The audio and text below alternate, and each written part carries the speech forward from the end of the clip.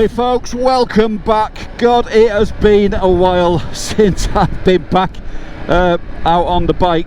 It's been, what, 3 weeks or so, might be more, I don't know. I've decided, since I had problems with the Pan America and waiting for parts and whatnot and time to repair, I've just had a little bit of a break from YouTube and social media, etc., just to get myself back on track. So yeah, it's been a bit of a slog, one problem after another, but I think finally we've got there. And I'll explain what happened. Is the last ride on the last vlog that I had out on the Pan America, on the way back about a mile from home, the bike sort of developed a misfire. The RPM on the throttle was sticking high, smell of fuel, etc. So it went under investigation when I got back home, and at first I thought I had a weak spark, because I did have a little bit of a fluctuation on the voltage, but nothing too serious, dropping to around 13.2, but nothing really that I was that worried about. But I thought, I've done alright so far with this bike, I've not had the dreaded stator issue, that is until. So on further investigation, I did find I had a split in the front manifold on the throttle body, and that was causing the vacuum leak. So I thought, okay, fair enough, that's not, you know, a common problem on these, it has been known. So we ordered the throttle body manifold. So I'm waiting for that to come, just a few days from Thunderbike in Germany. I'll give them a big thumbs up as well for parts, they are excellent. And anyway, so when that part came, I had a day in the garage, put that back together, and I thought, brilliant, that's it, job done, let's get out and get a vlog out on the channel. And then while the bike was under test in the garage, my voltage dropped to 11.3. The charging system light come on the dashboard, and then I give it a bit of a jump boost from the little lithium jump pack, and then it started the bike back up because it was just draining the battery. Ran up to 14.1 and then it just dropped again, just draining the battery. So I thought, right, I've got to have the dreaded stator issue. So I tested the stator output, and lo and behold, I was getting a low output from that, from the alternator, which is the rotor, and then out to the regulator rectifier. So I had no choice but to mopes with a few cups of coffee and a whiskey on top, and then order the parts. Now, the charging system for the 21-23 bikes is now discontinued. Harley have not admitted the mistake on this, that they've had fitted inferior parts. We are the minions that test these bikes when they come out on the field. So from 2021, when these bikes were released, and mine's a 21 bike, it has been fantastic. Some have failed quite prematurely. I've been quite lucky. But for the amount of problems we've had with these stators, now they've decided for the 24 Plus to modify the charging system, which involves the whole coolant manifold on this side of the bike, which houses the stator, and you get the new rotor as well. There's problems with the magnets coming loose, etc., in bits and pieces, but looking at mine, I don't know whether it was slipping magnets, I can't really see from having a look at the rotor, but definitely failed stator. So from my point of view, I'm not really complaining, but if I had to take it to a dealer, my job is an engineer. I fix and repair plant machinery, engines the size of boats, you know, so a bike really is nothing to me, just a little bit more fiddly. So I do this thing on a daily basis. So for me, it's, you know, to put it in the garage, get the spanners out. Yeah, it's a pain in the ass because I'm a busy person, but it's saving me all that cost of taking it to a dealer, the hassle getting to a dealer, and then paying for the parts and labour costs. So for me, owning a bike is not as bad as some, but if you've got to wait for the dealer to book it in, some of these bikes have been in for 2 or 3 months, blah blah blah, you know, waiting for repairs and parts to arrive from overseas, etc. So I get that for you, I really get, you know, if I was in that position, I'd be mighty pissed off. But for 5 hours in the garage yesterday, including brews and cleaning all my electrical contacts, put the bike back together, and I'm back on the road. But it's sort of cost me 3 weeks on social media, but like I said, I've enjoyed the break as well. So we're expecting a lot of heavy rain this afternoon, so we're just going to do a little bit of a short ride, one of my favourite little circular routes today, and of course it's just to test the Pan America, make sure everything's alright before we stretch its legs and go a little bit further afield. But up to now things are looking pretty good. I've just checked to make sure I've got no water leaks, because I've had to drain and completely do the whole coolant system and bleed that through, so I want to make sure, get it up to temperature, switch it off, make sure it's not going to overheat. Got some air bubbles in there. I think we've got everything out and everything's working as it should. So what's the steps from here? Do I keep the Pan America after all the hassle I've had with it? Well, look, the Pan America has been brilliant since the time I've owned it. 2.5 years I think it is, or something like that, and I can't complain. It's never left me stranded, and it was only the last few months ago, coming back from the tour in the Isle of Mull, where I had the fuel pump starting to whine, which is a common issue, and it's not just on these bikes. There is other bikes had issues with fuel pumps, control modules and whatnot, so I'm not too bothered. But after the same end of the same holiday, a tour we did, the fuel tank was whining, the right hand module was taking about 30 seconds to switch off on the kill switch, which is a known problem. And so apart from that, we replaced the right hand control module, we repaired it, and then I found one cheap, so I replaced it. And the fuel tank I've been using an additive with, and up to now it's been as quiet as a mouse. There's a little bit of a noise from it, but I'm not too fussed about that. So apart from the other repairs, like I said folks, I'm not really complaining. But if I did have to get rid of the Pan America, what would I replace it with? I mean, it's just been so good for touring. The only thing I would replace this with probably is either a Tiger 1200 or the new 900 Rally Pro. But the last time I had a Tiger, it just wasn't doing much for the channel. I don't know whether you folks didn't want to see me riding around on a Triumph. But as far as the Sportster goes at the moment, that's staying where it is. And the reason, like I said, because I've not been out on the road for a few weeks and had a bit of a break, I could have gone out on the Sportster, but this time of year it's been nothing but rain, drizzle and damp and miserable wind. So that's what the Pan Am's for. Take it out through the winter and enjoy the mud, the salt, the dirt, and don't worry about it. And that's exactly what the adventure bike's for. Okay, quickly folks, I'll just mention these gloves from Rydine. And I know I did the review, which was my last video, on the other pair, and these are the other model from Rydine as well. I actually did a review for them, and they kindly sent me the second pair, so I'm not pushing these. I'm not going to do a big sales pitch on them or whatnot, but they're slightly different, hence they've got a softer knuckle protector on there. It's still hard, but it's not the like hard plastic and carbon one like on the other one. They are fully waterproof, and again they've got the intelligent heat system on, so 2 short presses and then it goes to this sort of orange glow, and that's the intelligent heat system.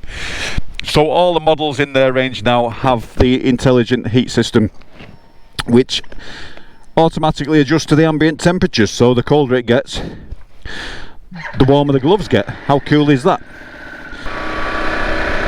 So I know I've done this route before, but I'm going to loop round back to the main drag and then back home. So I just want to get the pan up to temperature, stop, which is what I've done a couple of times, so the cooling system's under pressure, make sure it's not blowing out anywhere, and check for any leaks. And obviously the main thing is checking the charging system, which is at 14.1 volts. So I'm a happy bunny, I really am. I must admit, the last couple of tours I've done, when you've been away a long way from home with a camping kit fully loaded, and knowing the problem these bikes have had with the Stator, it's always in the back of your mind, oh, loose dog, hello doggy, that something might happen and leave you stranded. So at least I can tick that box off now, as the older the bike gets as well, with just under 19,000 miles, you are more worried that something's going to go wrong. So having that out in the bag now, I know I can load up and quite happily go back on tour with this bike. But just going back to what I said when I was off the bike, you know, part of me is like, I've had so much fun with this, been a great bike, is it time for a change as well? And it's, if I do change this bike, folks, if I decide next week or in a month's time I'm putting the pan up for sale, it's just an itch for having something different, and I'm sure you'll agree with that. You know, I mean, if I could afford to have 15 bikes in a garage, I would. I'd have everything from, you know, Triumph bobber, cafe racers, classic bikes. Of course you would. You just keep buying, wouldn't you? And enjoying them all. Jesus, I'd never be out the garage tinkering though, would I? But unfortunately we're not all in a position to do that, so look at this bit of flooding down here. There's been a lot of rain. Look at this, it's almost like going off-road again. A lot of loose shale, a lot of loose stone in the middle of the road.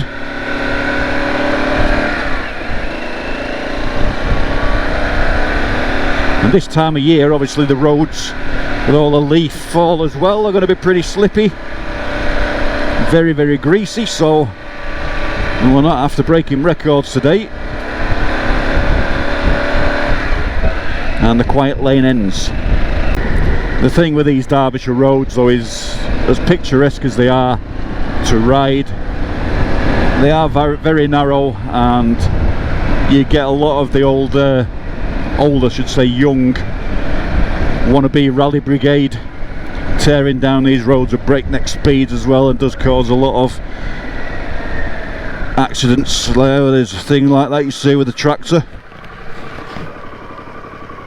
catches you completely unaware, and it's a good job that I had my head facing up.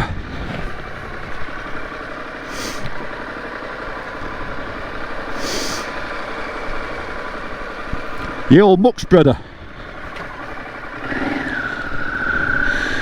So exactly what I was saying about young rally drivers, we get Farmer Giles coming around the corner instead. But it just goes to prove what I said about being aware on these roads. You know, if you were flying around that corner, you'd have come face to face and had a face full of manure. It so annoys me about this road on the left. It's now off public footpath. At one point that would have been a brilliant little byway to ride. And years ago,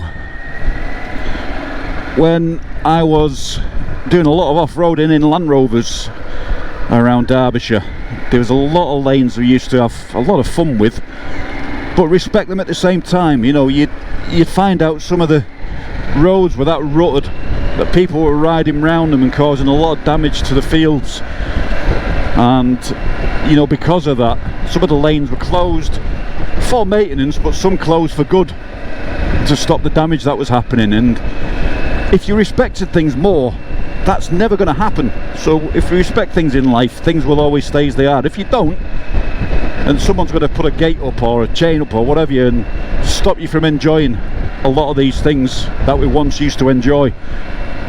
Okay, so let's go over Werneth Low. Drops me back on the other side of where I need to be.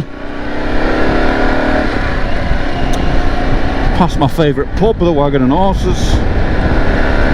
I'd call him for a Guinness, but that's better on a warm day.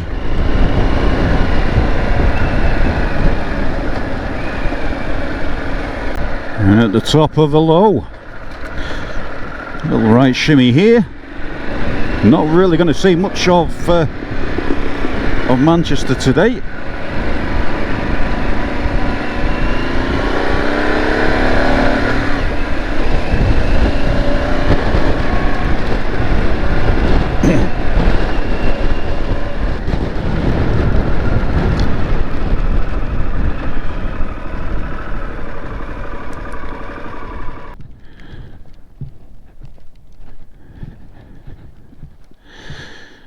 So I've got to come back down that way, whistle down here, bit off to that, that's the main Hattersley Road, and then back down this hill, and then my house is somewhere around there, just over that direction. So you can notice the Pan Am as well. I've stripped off the Lomo bags, everything was stripped off while everything was under repair, so she looks a little bit naked at the moment. But what you can see is all of this, all new clips, hoses, all of this coolant manifold is all brand spanking new, so all that's been off. And then the manifold was underneath all this, so the tank's been off, this has been off. So between the two cylinders, the coolant manifold, that's the coolant manifold. The throttle body manifold, let's get it right, is the one on the front cylinder here, so all that had to be stripped to be replaced. And then the coolant manifold, it's all about manifolds, isn't it, lately? But she's looking filthy, and she's done me proud on this little run today, folks. Okay, I was going to do a little bit of an off bike see you later, but it's that windy and blowy up here, not a fat chance of that. So I just thought I might as well go to the end of this road, do the little tiny little lane at the back of it to bring me out, and then get back that way then. So all's good. A little bit of a view down into Tameside.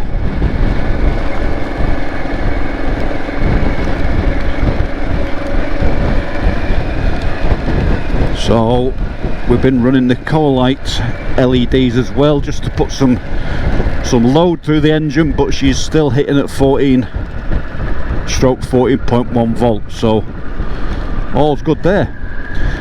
And then drop down this lane on the Derbyshire side, and then I'm homeward bound. I'm actually surprised that this road is still in fair condition. It just gets battered,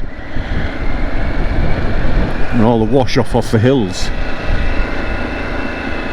And you can see how sketchy that is, leaves all over the place. So that will do, folks. Call it a day. So hope you've enjoyed today's little jaunt out. I know it's only been local, but like I said, it's been a big test for the bike after its layup, and I'm pretty happy with how everything's performed. So with all said and done, we should be out a little bit more regular again, so always a bonus. So as usual, if this is your first time watching ALCHEMOTO and you've enjoyed watching, please do hit the subscribe button, please like, share and comment if you dare. But on that note, I'm off, folks, for a nice hot coffee, and we'll be seeing you next time. See you later, folks.